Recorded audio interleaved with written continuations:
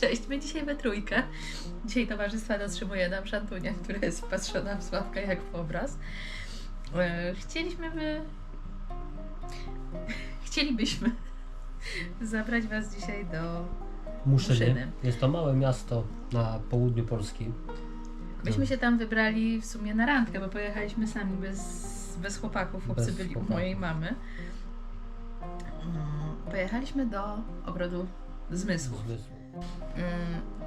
Nie byliśmy... Znaczy w lecie byliśmy pierwszy raz, bo wcześniej pojechaliśmy... U nas już była śliczna wiosna, ale tam była jeszcze zima, więc za dużo nie pochodziliśmy, ale... I postanowiliśmy wrócić właśnie na... Tak. Jak będzie ładna pogoda. Wybraliśmy się tam w dwójkę, tak jak właśnie wcześniej Agnieszka wspomniała. Przybliżysz bliżej Ogród Zmysłów?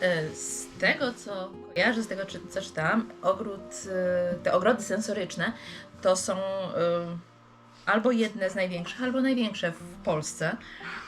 Do tego oprócz ogrodów sensorycznych jest jeszcze ogród biblijny. Tutaj macie szampusie. Ogród biblijny, ogród magiczny. Z kolei, jeśli skupimy się tylko i wyłącznie na ogrodach sensorycznych, są one podzielone na kilka stref. Jest to ogród zdrowia, dźwięku, dotykowy, zapachowy, smakowy, wzrokowy, pawilon muzyczny, czyli kawiarnia, w której mają świetną kawę. A kijowe lody. A kijowe lody to były w ogrodzie magicznym. Aha. To nie my, bo w sensorycznym nie jedliśmy lodów, tylko piliśmy świetną kawę. Piliśmy kawę, tak. I ogród baśni i legend. Tam, gdzie była chatka pani wiedźmy. Aha. Tak. No tak. Która została spalona na muszyńskim rynku. Wcale mi się to nie podobało. Jest figurka z pieśnią Boruty, naszego rodzimego czorta. Co jeszcze? Też nie wiedziałam o tym, że w strefie smaku rosną różne owoce, zioła, które spokojnie możecie zjeść, spróbować sobie. Skubać jak najbardziej, tak. jest to dozwolone, także dla każdego coś dobrego. Nie? No oczywiście, dla mnie były wiewiórki w ogrodzie magicznym nie do jedzenia, tylko do podziwiania, bo były cudne.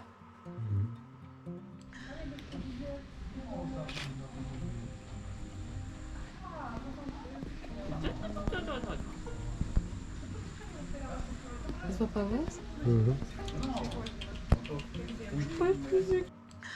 No my spędziliśmy w tym ogrodzie... Cały dzień naprawdę. No praktycznie cały dzień. No. De facto zaczęliśmy tak naprawdę od dołu.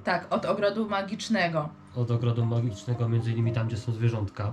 Tak, są alpaki, są piękne ptaki egzotyczne.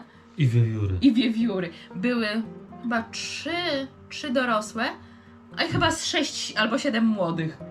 No dokazywały pięknie. Piękne karpie. Nie, to są rybki, nie wiem jak to się wymawia, te takie złote. No złote rybki. Złote rybki. Sławek oczywiście znowu nagrywał świat podwodny.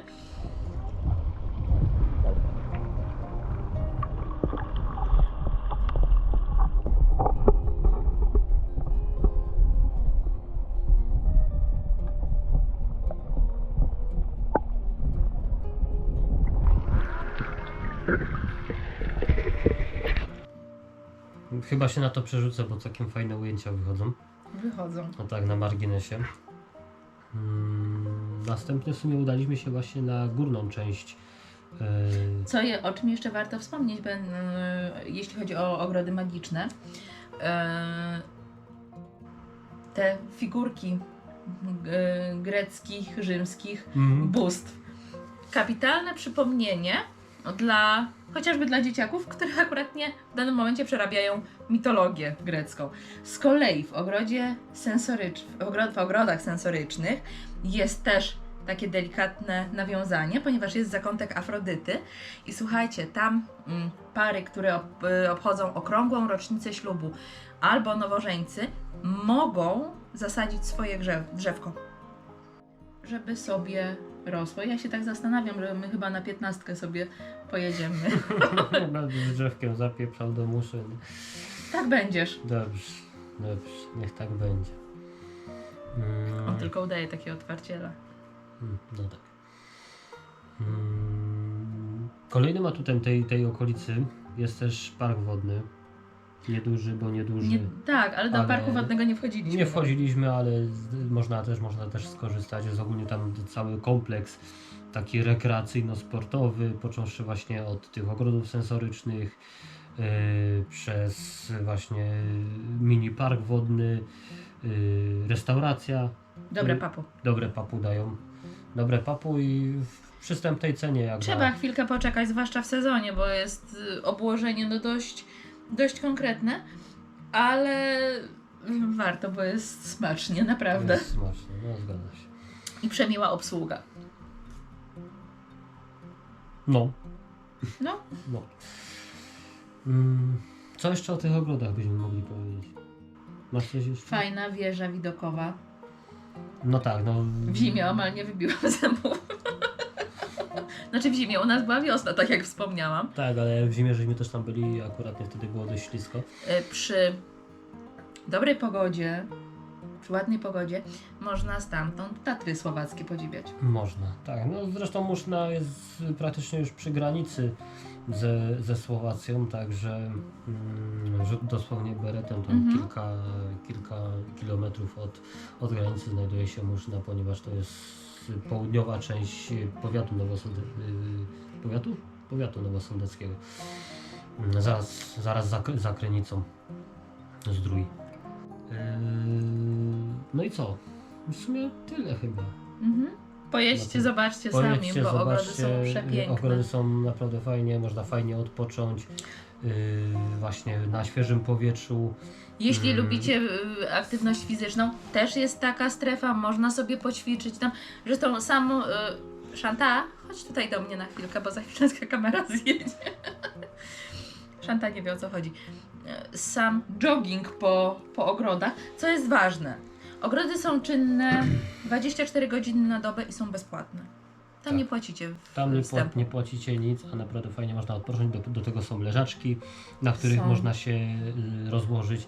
Chociaż nie przecież na te leżaczki trzeba, że tak powiem, polować, bo starsi ludzie z okolicznych uzdrowisk bardzo często tam przesiadują po prostu całymi dniami. No ale mimo wszystko... Ale wcale im się nie dziwię, też bym siedziała. Bym była starszą osobą z okolicznego uzdrowiska. Jest duża możliwość na to, żeby jednak trafić sobie leżaczek, spokojnie poleżeć, odpocząć, właśnie porozkoszować się zapachami, różnymi dźwiękami, popodziwiać okolice właśnie z wieży widokowej.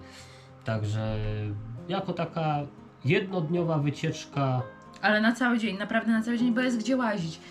Znaczy, szczególnie wiosna, ale już taka pełna wiosna i lato, podejrzewam do późnej jesieni, jeszcze dopóki są te zwierzaki, bo one też robią swoje. No. Też przyciągają. Ale nawet tak po prostu na spacer, żeby się wybrać, to też warto. Bo jest gdzie pochodzić, można się zrelaksować, napić się dobrej kawy. A na pewno spędzić cały dzień. Tak, na świeżym powietrzu. Dobra, kończymy. W takim razie pies się niecierpliwi. Zapraszamy Was na kolejną wizytę. Wkrótce będzie wielkie wow. Do zobaczenia, trzymajcie się, hej. Nie wiem, o co chodzi, hej.